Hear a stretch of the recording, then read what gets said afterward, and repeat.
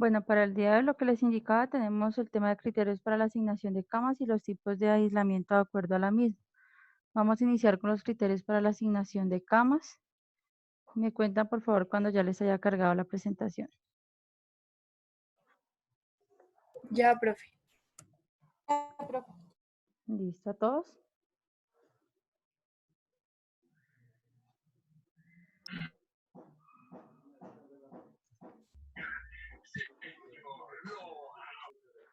Bueno, básicamente el tema de asignación de camas que va muy de la mano con las personas que trabajan con respecto a atención al usuario, debido a que son las personas informadoras de los derechos y deberes al ingreso de los usuarios a una institución prestadora de servicios de salud.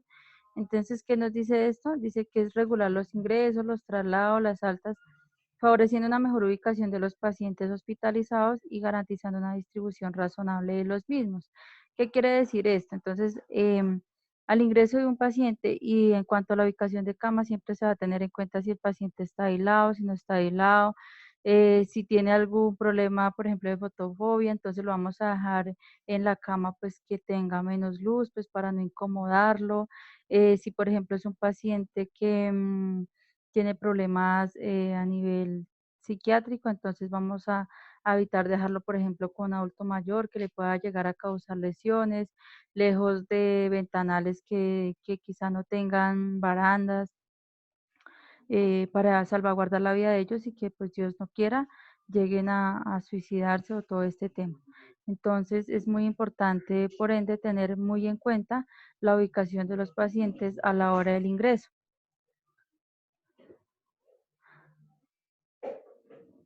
Entonces, las camas de hospitalización nos habla que se consideran, ¿cómo se consideran? Entonces deben de ser camas convencionales, de cuidados especiales y es más en cuidados intensivos.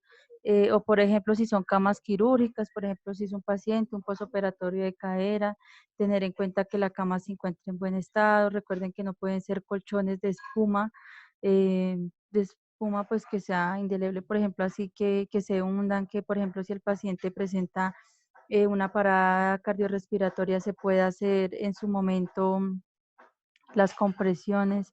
Entonces, es muy importante tener en cuenta qué tipo de cama y en qué lugar voy a dejar este paciente, ¿sí?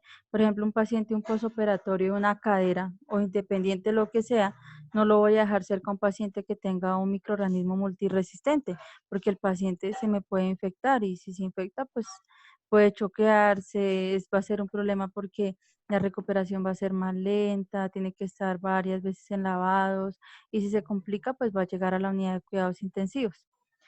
Cuando son pediátricos, entonces tener en cuenta la zona donde los vamos a dejar, que sea una zona solamente pues para ellos, que se disponga de, por ejemplo, una silla donde pueda acomodarse los padres, donde puedan estar cómodos, donde ellos puedan estar a gusto.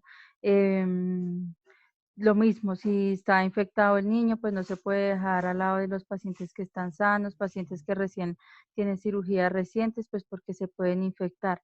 Los pacientes coronarios, por ejemplo, los pacientes de las unidades de cuidados intensivos coronarias, por lo general son solamente ellos ahí, ¿sí? No se puede en algunos casos revolver con otro tipo de pacientes que puedan tener alguna microorganismo que los puede infectar, pues que debido a que los pacientes que le han realizado algún tipo de procedimiento coronario pueden estar predispuestos a que se puedan infectar. Lo mismo pasa con la unidad de quemados. Entonces, la unidad de quemados debe estar con sus condiciones especiales, con unas camas, con unos barandales en los cuales ellos no pueden en algunas ocasiones tener contacto con las sábanas, porque esto les va a causar más lesión en la piel. Entonces, la cama para ellos debe ser especial, unas alturas adecuadas. Es una cama que tiene que tener los cambios de posición, que yo pueda cambiarlo de posición cada 2 horas o de acuerdo al protocolo institucional, ¿sí? Sin que lo tenga que estar moviendo, digamos, por mis medios, sino que la cama lo realice por nosotros, prácticamente que somos los que vamos a vigilar a este paciente. Eh, las cunas aéreas pediátricas, entonces, deben de estar acondicionadas, una altura considerable para que el menor no se vaya a caer de la misma para que no va a tener un tipo de lesión y las incubadoras fijas. Entonces, tener cuidado con esas incubadoras. Recuerde que en algún momento, creo que fue el año pasado, antepasado, un inconveniente que hubo en una institución prestadora de servicios de salud de una incubadora que no le dejaron como tal las medidas adecuadas en las cuales el recién nacido ameritaba una, ay, se me va este nombre con los chiquitos, estar con la luz, ¿sí? Porque tenía al parecer ictericia, pero se les fue la mano con la luz y entonces, ¿qué pasó? Este chiquito quemado con quemaduras de tercer y cuarto grado y finalmente pues él falleció. Y pues si usted lleva un familiar y más un bebito que usted pues lo acabó de tener, lo tuvo en su barriguita, pues lo ideal no es que vaya y que le hagan daño. Entonces, esto debe estar monitorizado también, esto lo deben de estar calibrando, por ejemplo, las camas, el equipo de mantenimiento, que si es con los controles, el equipo de biomédica debe estar atento. O sea, esto es un equipo de trabajo que no solamente de nosotros, que nosotros nos vamos a cargar toda la responsabilidad debido a que debemos estar pendientes de que todo eso se le haga mantenimiento, porque suele pasar que usted, pues, allá resulta que le está haciendo reanimación al paciente y se la cabecera cayó abruptamente, ¿sí? Entonces, pues puede ocasionar un evento adverso, puede ser peor, entonces, en este momento la cura. Lo mismo con las incubadoras, y si esa luz que emite en ese momento puede estar muy fuerte, debe informarse de inmediato al equipo biomédico, porque recuerden que esa enfermera en este, pues tengo entendido que ella fue a juicio debido a esto, sí, pero ella no lo hizo con la intención de decir, ay, no, pues voy a quemar el niño, no. Lo que les digo todos los días, nadie se levanta con el ánimo de ir a hacerle daño a otro y más cuando trabajamos en salud, digamos, nosotros los prestadores de servicios de salud. Entonces es importante tener en cuenta que ustedes ven que la cama ya como que está fallando, como que ya no se mueve, como que esa baranda no sube bien. Entonces es mejor avisar e informar y usted dejar en su nota para que después de uno quiera el paciente se caiga, se parte esa baranda y el paciente tenga un trauma craneoencefálico y entonces no se lo achaquen a usted porque usted nunca avisó. Entonces tengan en cuenta esto. Entonces, las características de la unidad de un paciente, ¿cuáles son? Entonces nos habla de las paredes. Por lo general, ustedes saben que las entidades prestadoras de servicios de salud toda la parte de las paredes y todo ese tema y los baños siempre debe de ir pintadas de color blanco, ¿sí? Nunca rojo, verde, amarillo, no, siempre va de color blanco. Entonces, y sin brillo, ¿sí? Por debido a que esto puede crear proliferación de bacterias y que crezcan en el mismo lugar. Entonces, y cada rato las entidades están pintando para prevenir todo esto, este tema de microorganismos. Las tomas de oxígeno y los sistemas de vacío, ¿qué son los sistemas de vacío? Este cosito aquí que ven, por ejemplo, amarillo, que bueno, esos sistemas, por ejemplo, son cuando conectan algún tipo de succionador, por ejemplo, los pacientes que tienen traqueostomía o cuando están en la unidad de cuidados intensivos, todos los cubículos deben de tener ese sistema de vacío, porque ahí donde va esto, pues valga la redundancia, si esto succiona la parte de secreciones y esto va conectado a un aparato que se llama un liner, entonces debe de ir así el sistema de vacío. Una cama que no cuente con esto, usted de una vez puede pegar el grito en el cielo y dice, no, pero si no tiene sistema vacío, aunque esto se encarga de terapia respiratoria, pero usted también, que es la persona que está ahí todo el tiempo con el paciente, puede de una vez prender esa alarma. El sistema de comunicación interna, entonces esto es para el control, de acuerdo a lo que les indicaba en unas clases pasadas, cuando se deja el timbre del paciente, cuando se les indica, mira, acá está el timbre, el sistema de información, y para estar en constante conexión con el área de enfermería. Y no solo con el área de enfermería, pues si usted escuchó el timbre del usuario, entonces no es esperar a que solo vaya la enfermera, cualquiera puede estar presto a atender las necesidades del paciente. La luz natural y la ventilación adecuada que garanticen la renovación del aire, entonces en algún momento tienen presiones, sistema de ventilación negativa, ¿sí? Entonces en algunas ocasiones esas ventanas ni se pueden abrir, pero por lo general sí es bueno, pues para que se ventile el cubículo del usuario, para que pues él en algunas ocasiones si es funcional pueda pues sentarse ahí, observar hacia la calle, distraerse un poco, sí, y la luz, porque imagínense tras de que el pobre está todo el día en una cama, a veces con un televisor prendido y todo oscuro, pues se va a deprimir más. Entonces la idea es que pueda tener contacto con la luz natural. La altura 2.5 metros, entonces esto nos habla, por ejemplo, cuando hay divisiones, más que todo en las unidades de cuidados intensivos e intermedios, que son las que más se usan, y en algunas habitaciones de paciente. La altura de esto debe ser de 2,5 metros, ¿sí? Si no, pues normal, el cubículo normal del paciente.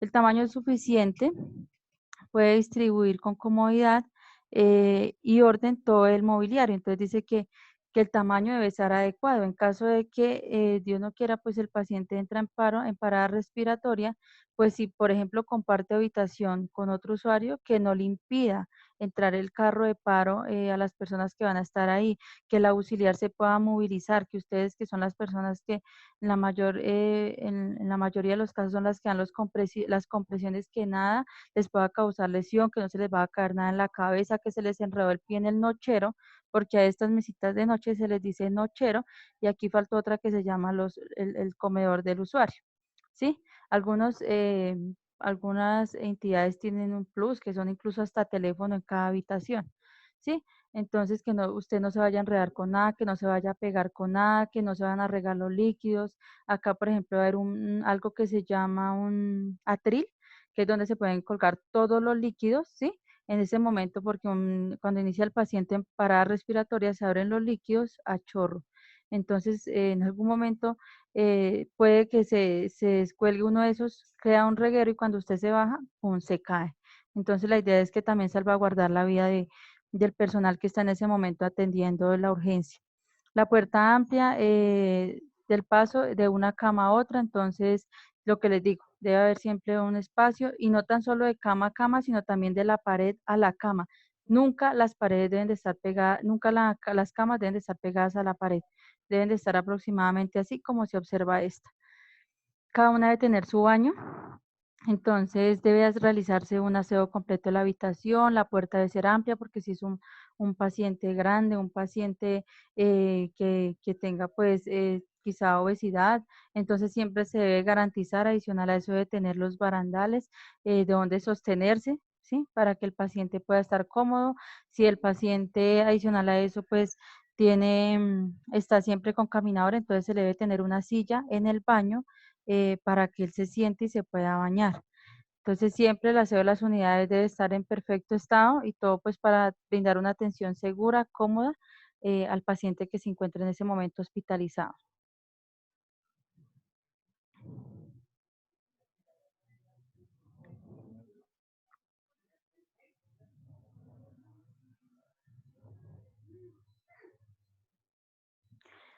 Entonces aquí nos dice que cuando el servicio es destinado tenga colapso, se ubicará en otro servicio en el que se encuentren camas disponibles. Por ejemplo, los servicios que cuentan con urgencias, que en ocasiones requieren trasladar los pacientes para el tema, lo que les indicaba anteriormente, del girocama. Es muy importante tener en cuenta esto, ¿sí? Que si está colapsado se pueden ubicar los pacientes en otros lugares que no puedan tener ningún tipo de inconveniente, que no se les va a caer nada encima, que no, si están infectados, pues que no vayan a contaminar a otros, ¿sí? Quizás también que tenga usted que ubicar un paciente son muchos factores que usted debe de prevenir, ¿sí? ¿Cómo puede prevenir? Entonces, en este caso, las instituciones se cuidan mucho de las infecciones cruzadas, de las infecciones de paciente a paciente, de que no pueda quizá ocasionarle daño, de que lo dejo ahí en el pasillo, se me olvidó cómo pasan algunas entidades de servicios de salud y hasta que haya una cama, entonces ahí sí los ubican. Entonces, no, la idea es dejarlos por poco tiempo, no por un tiempo superior a 24 horas y poderlos ubicar.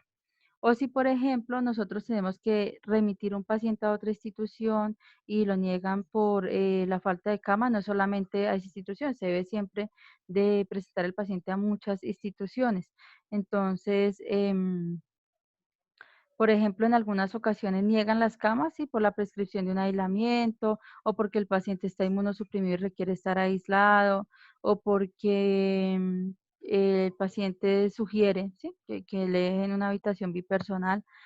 Si se encuentra en la disponibilidad, claro, se les ubica, o si lo que les decía, o si es un paciente con problemas a nivel mental, entonces se debe, de acuerdo con la sintomatología del paciente, ubicar. Lo que les digo, la espera de las camas no puede ser en un tiempo mayor a 24 horas.